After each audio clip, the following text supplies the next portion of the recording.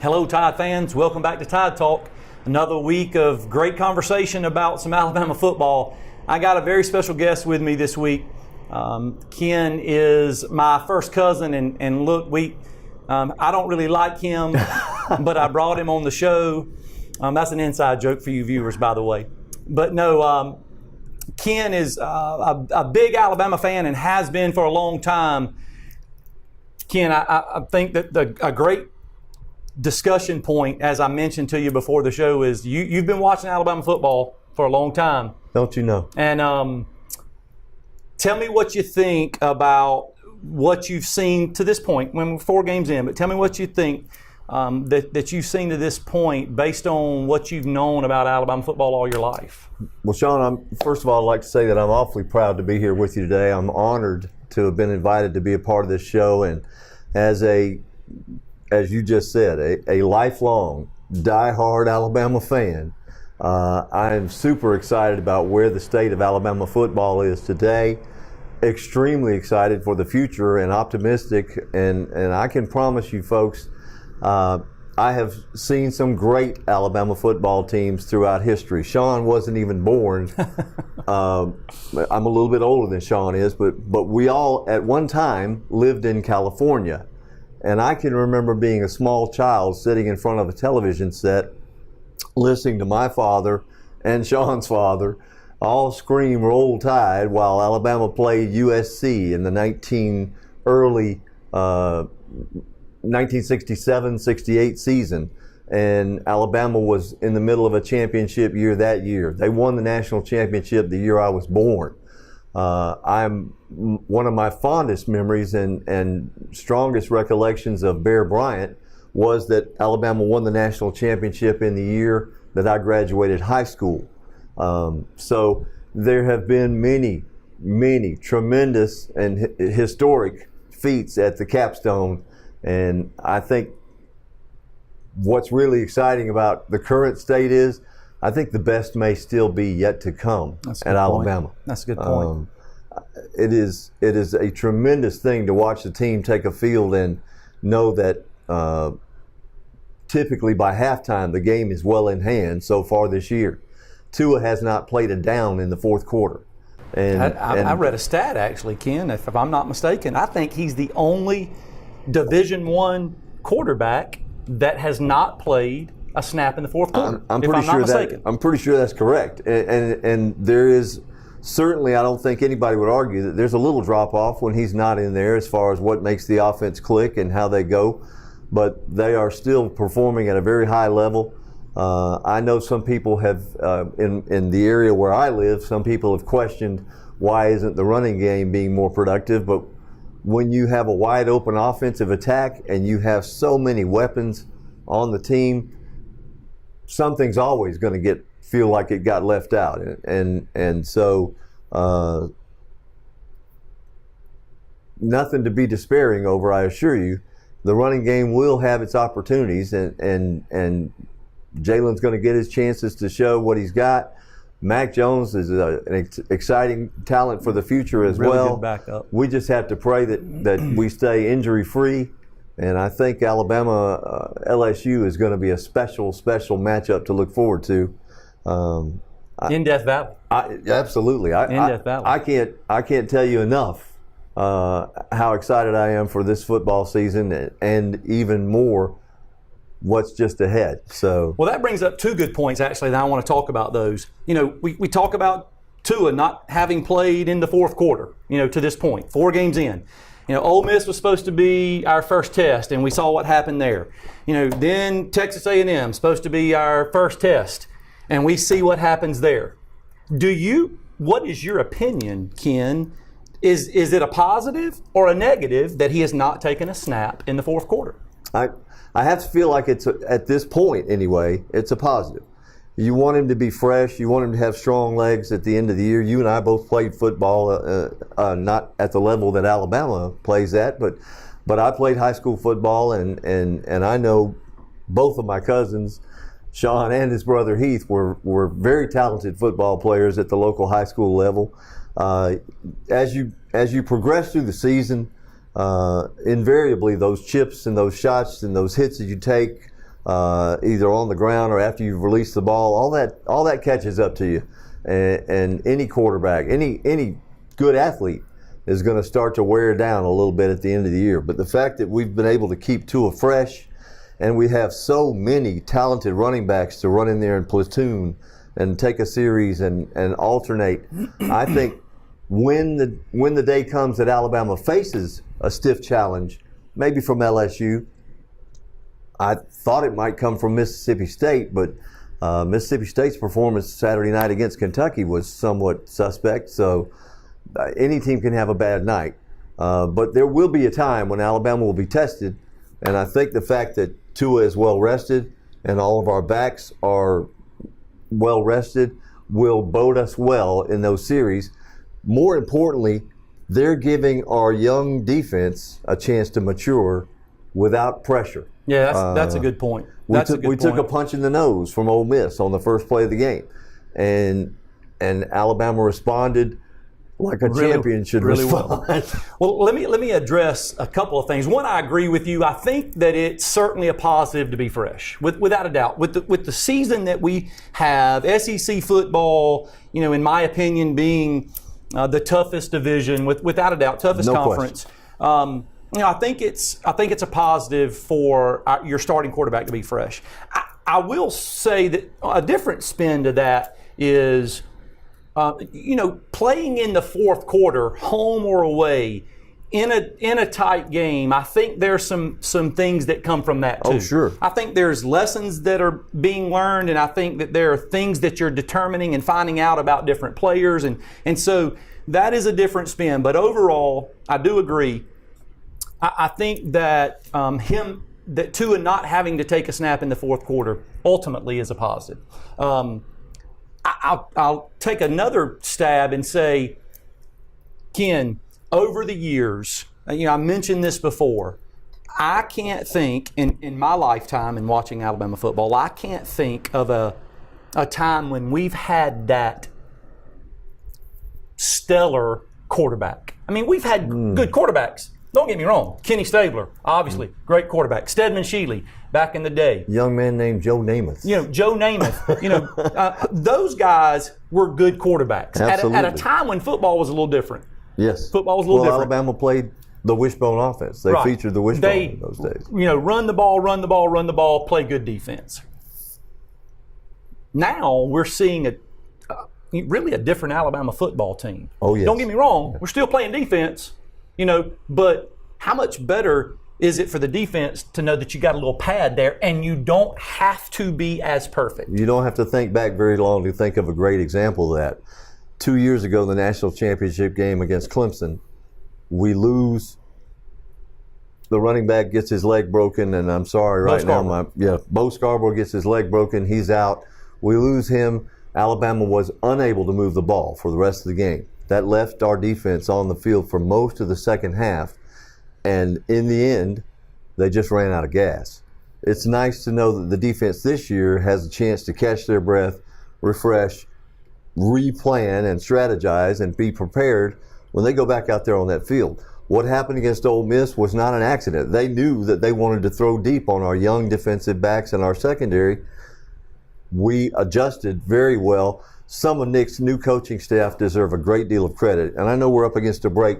We'll talk about some more of what happened this past week in just a moment. Yeah, that's Ken. We will come back to that because I want to touch on the fact that our defense having a chance to get a breather, but not only that, the expectation that was of the defense when we first started and where we are now. So we'll come back from the break. We're going to talk about, we've got a lot more things to talk about. Hold your seats, Tide fans. We'll be right back with Tide Talk.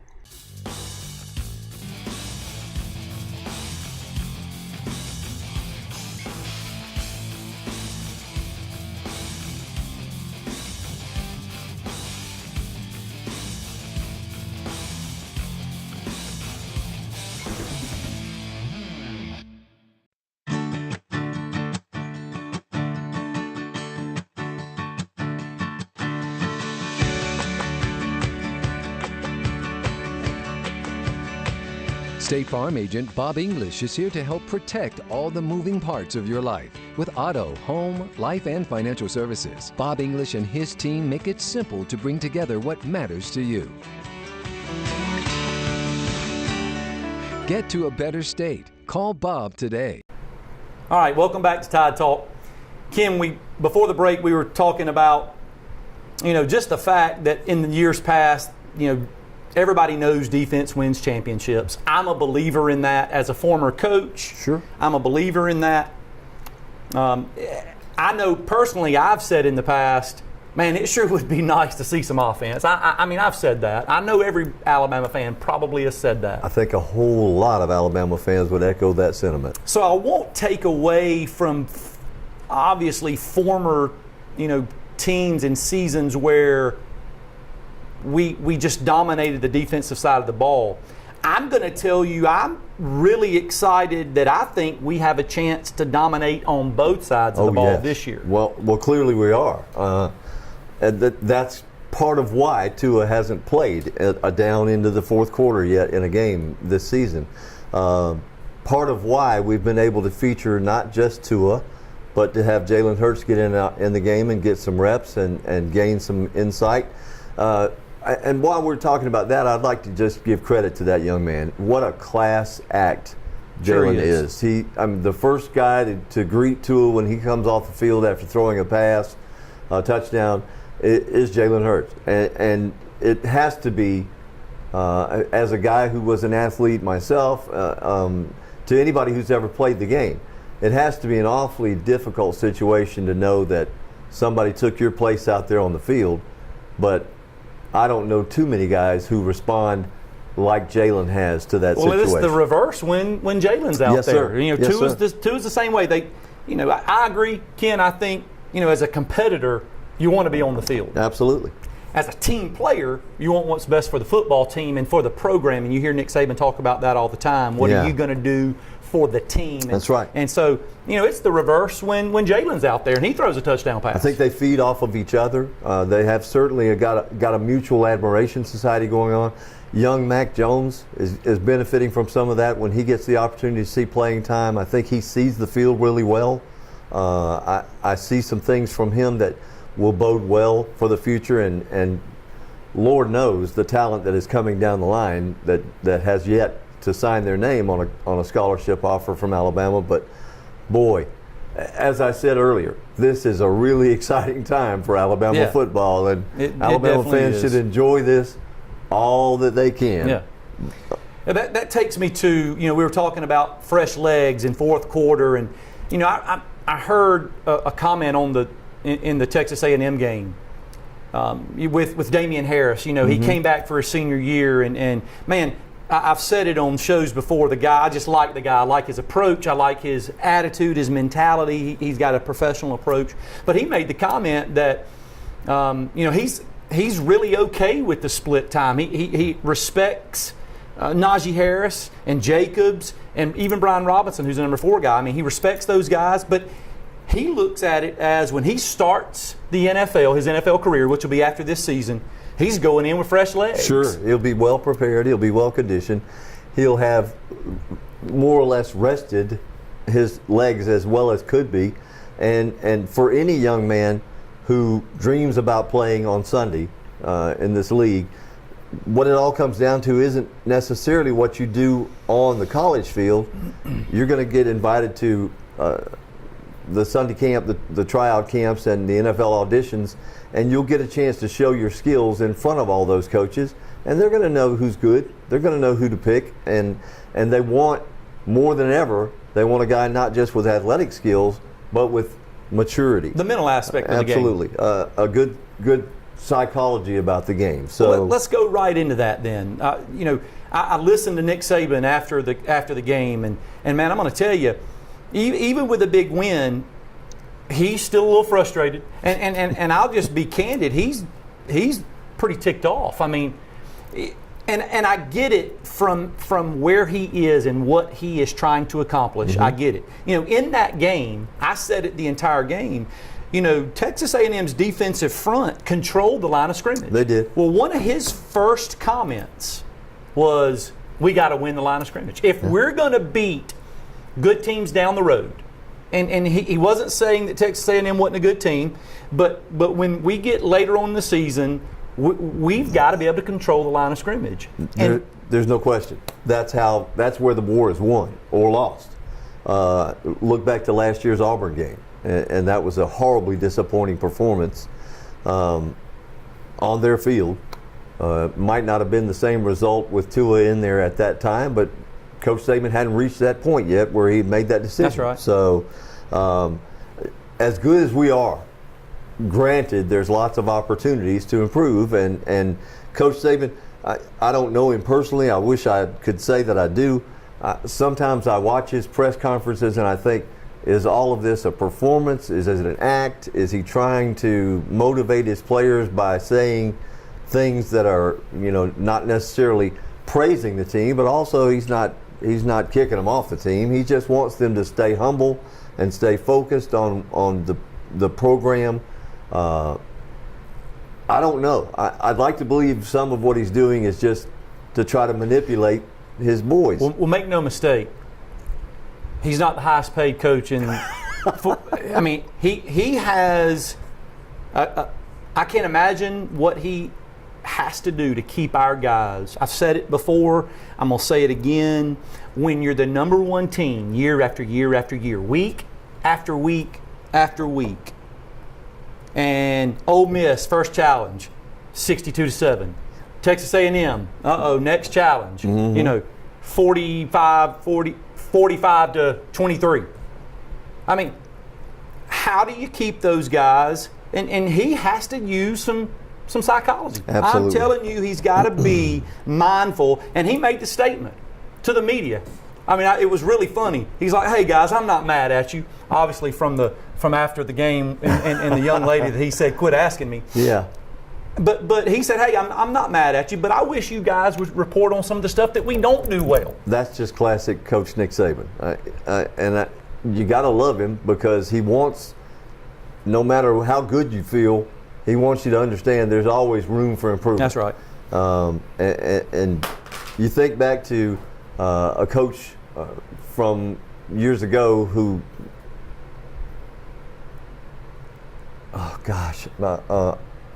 Vince Lombardi, who expected his people to be. That name? I don't.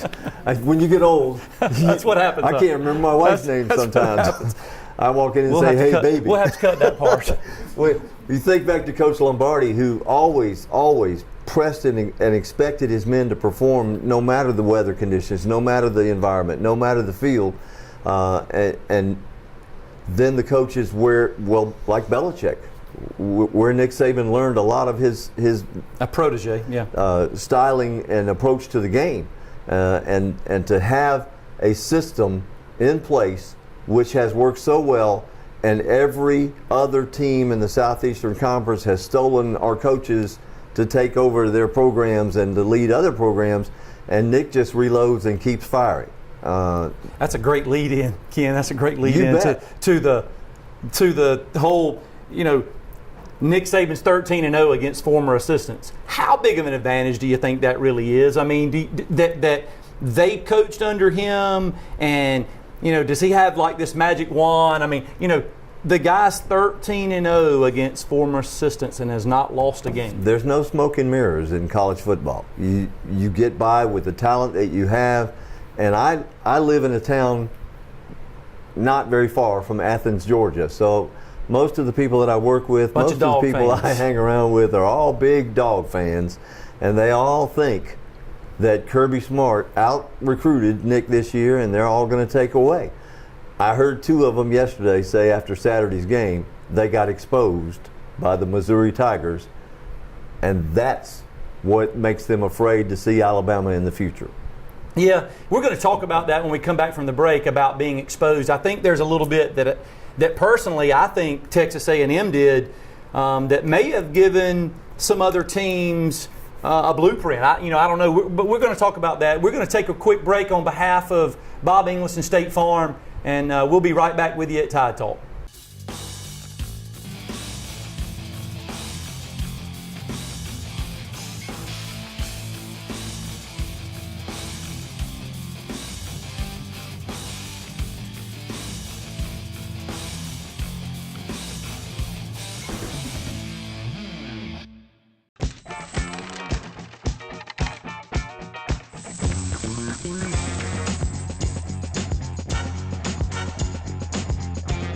Savings this big come with their own theme music. State Farm agent Bob English in Phoenix City can help you get all the discounts you deserve with a free discount double check. After all, real savings should fold, not jingle. Get to a better state. Call Bob today. All right, welcome back, Tide fans. I want to make sure I mention the voicemail that you guys can call into. We want our viewers to be involved. We want you to interact. There's a number right here on the screen.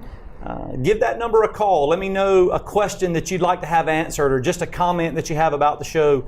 I'll review those next week, and then should we have any. We didn't have any this past week. I don't know if that's a sign that you just don't like me or you just don't like the show, or my guest maybe. But anyway, call in and let us hear from you, and we'll take that show on the air. Well, Ken, we have talked about a lot of stuff. There's a lot obviously going on, a lot of positive things. I'm going to just say that, I mentioned about Texas A&M may have given some teams a blueprint. I was a little disappointed that we did not control the line of scrimmage better, both sides of the ball. Now, yes, we outscored them. We threw the ball around. In my opinion, that has a lot to do with Tua's ability to go through progressions really fast. Sure. And get rid of the ball really fast. But we've got to establish the line of scrimmage. We've got to establish the running game.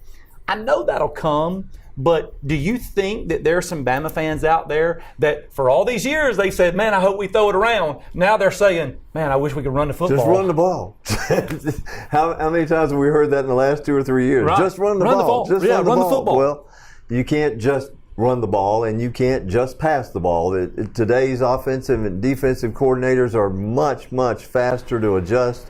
And even on Sunday this past week, I was listening to some announcers talk about how they anticipate the NFL game will begin to more resemble the college game in the next 4 or 5 years as these young talented quarterbacks come up and they're better at read options and better at playing RPOs and that sort of thing. Absolutely, the run-pass option game, and how they anticipate that having a transformative influence on the NFL game. But you got to remember, and I remember sending you a text during the middle of the Texas A&M game that if it turned into a track meet, so to speak, and our offense was unable to keep putting the defense on the bench and letting them catch their breath, that even if it turned into a track meet, I felt like we were going to be fine in that game because Texas A&M never had an opportunity, never came close to stopping Tua. That's right. On the field. And so it might have come down to the first time of the year that Tua was on the field in the fourth quarter, but our defense is getting better, and they are making adjustments. And though our linebackers allowed the Texas A&M quarterback to break the containment and scramble a few times, he was the only runner that hurt us. A few of those were design runs. Yes, they were. Some were for broken containment, but a few of those were design runs. Yes, they were. But he was the only runner for That's Texas A&M that had an impact on us all day. So I wasn't displeased with our defensive line's performance. I was a little bit disappointed with our linebackers' play, but those guys are young too, and they haven't had a great deal of playing time.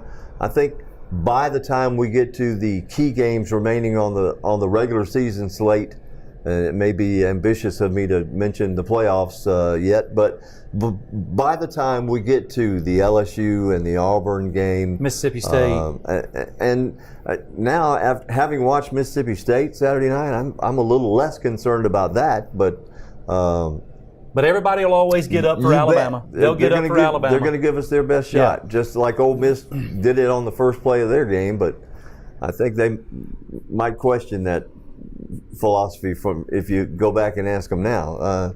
Our defense will get better. Those guys are working hard. The coaches are working hard.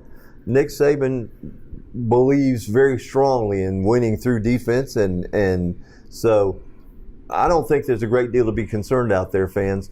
I know that having been a Bama fan for most of the last 55, 56 years, I will tell you that these are great times, and there is much to be happy about in Tuscaloosa. Well, let me say this. I think that we have the luxury of the passing game, maybe that we have not necessarily had in years past. No doubt. It makes it more complicated and difficult for defensive coordinators to prepare for us than it has in years past. Sure. On top of the fact that now you're not just focusing on Julio Jones or Amari Cooper or Calvin Ridley.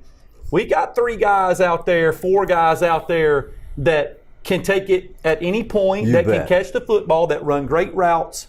We got running backs that can go start anywhere in the country. So I do believe that we have that luxury. I also believe, Ken, that our defense will continue to get better. Sure I think we learned some lessons this weekend. Oh, yeah. I think we learned some lessons this weekend. That's part of what Nick was saying in his post-game press conference about, I wish you guys would write about some of the things that we didn't do well rather than just heap praise on the team. But I will say that I do agree, and Nick Saban mentioned it, and I got to state it. He even talked about the way we ended the game. Or let me rephrase, the way we did not end the game. We should have been able to run the football and never give them a chance to get the football back, and he was ticked off about that.